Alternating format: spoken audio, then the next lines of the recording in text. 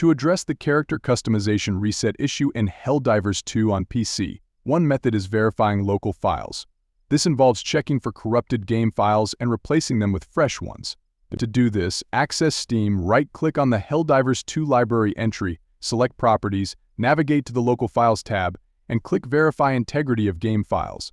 Steam will automatically download any missing or corrupt files detected. Another approach is investigating cloud saves on PS5. Corrupted cloud saves can sometimes cause problems. Temporarily disabling cloud saves can help identify if it's the cause.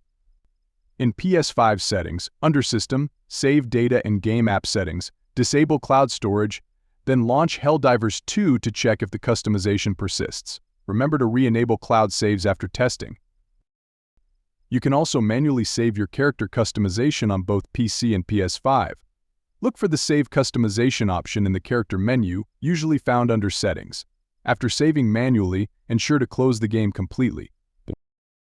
Regularly checking for updates is essential. Developers often release patches to fix bugs and glitches. Make sure you're running the latest version of Helldivers 2.